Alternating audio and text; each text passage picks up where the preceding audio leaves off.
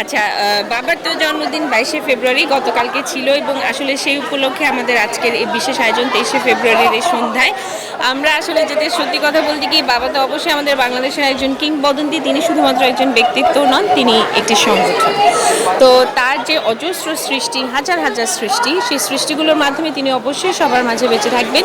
কিন্তু এই সৃষ্টিগুলোকে তো আমাদের আরও বেশি বেশি করে আমাদের তরুণ প্রজন্মের সামনে আনতে হবে। সে কারণে আমরা পরিবারের সদস্যরা মিলে একটা পরিকল্পনা নেই যে আমাদের বাবার কাজগুলোকে সংগ্রহ করব।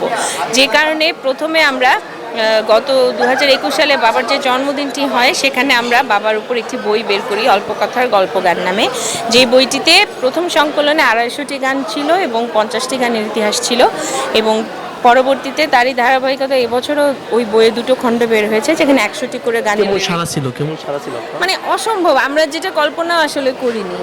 তো অসম্ভব সারায়, যে কারণে আমাদের পরপর দুটি খণ্ড একসাথে বের করতে হয়েছে, যে দুটি খণ্ডে 100টি করে গান রয়েছে এবং 25টি গানের ইতিহাস সহকারে রয়েছে।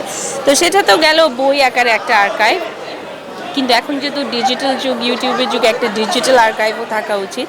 তো সেভাবে আমরা একটা পরিকল্পনা নেই যে বাবার লেখা পুরনো গানগুলোকে একটু নতুন আঙ্গিকে, নতুন কম্পোজিশনে, নতুন শিল্পীদেরকে দিয়ে আমরা গাওয়াবো। তো এরকম একটা পরিকল্পনা যখন করি, তখন আইপিডিসির মোমেন ভাইয়ের সঙ্গে আমাদের দেখা হয় এবং তিনি এই প্রস্তাবটা অত্যন্ত আন্তরিকতার সাথে গ্রহণ করেন এবং বলেন যে আমাকে ধন্যবাদ কেন দিবা, এটা তো আমাদের গুরু দায়িত্ব। কারণ ওনার মতো একজন ব্যক্তিত্বকে যদি আমরা এতটুকু শ্রদ্ধা জানাতে পারি, তাহলে তো আমরাই ধন্য হব। তো ওনাদের কথায় সত্যি কথা বলতে আমরা খুব আবেগ আপ্লুত হয়ে যাই।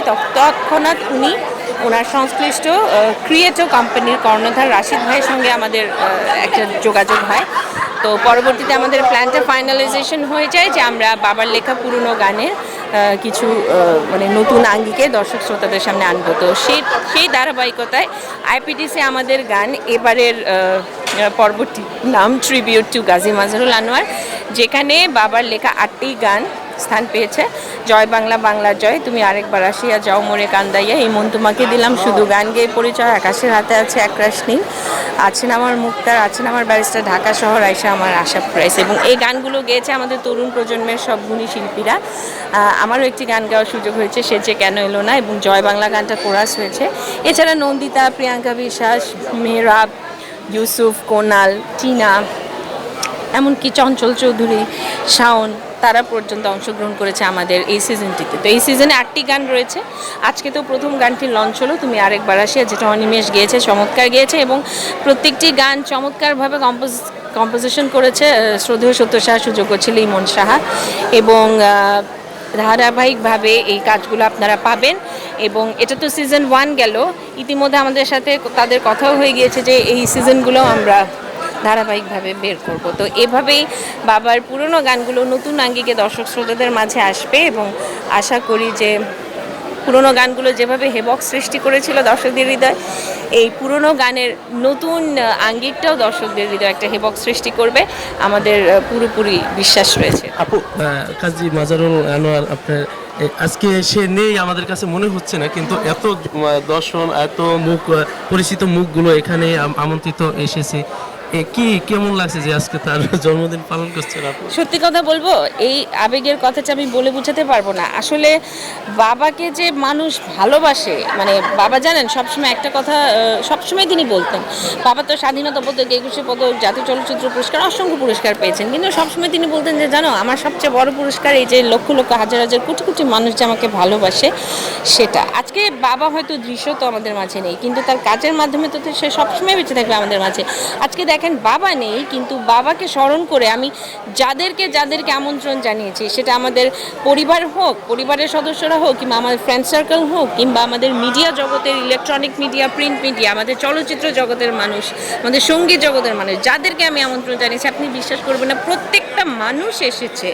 এবং আমি এতে অবাক হইনি, কারণ এর আগে আমরা দেখেছি বাবাকে নিয়ে যত আয়োজনই আমরা করেছি, সবসময় এই মানুষগুলোকে আমরা কিন্তু আমাদের সাথে পেয়েছি। এবং আমাদের বিশ্বাস যে ভবিষ্যতেও তাদেরকে পাবো, যে তারা এতটাই বাবাকে ভালোবাসে।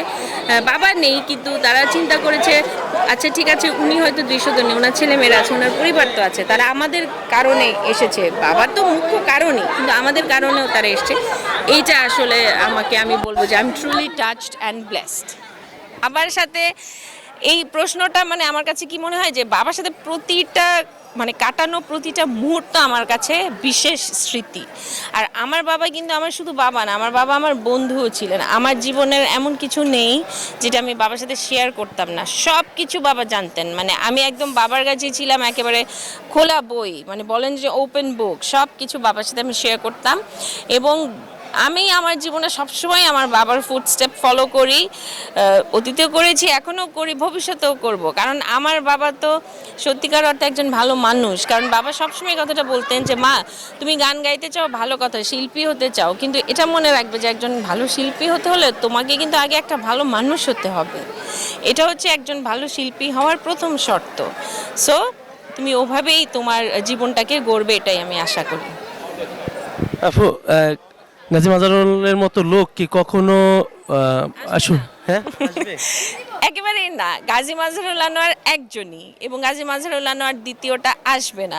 এবং আসার প্রয়োজন এই কারণে নেই, কারণ বাবা তার সৃষ্টির মাধ্যমে এতটাই সমৃদ্ধ করে দিয়ে গিয়েছেন আমাদের বাংলা সংস্কৃতিকে, যে সৃষ্টিগুলো দিয়ে আমরা হাজার হাজার বছর পথ চলতে পারবো। তো গাজী মাজহারুল আনোয়ার একজনই। তার ভক্তদের উদ্দেশ্যে কি বলবেন আপনি?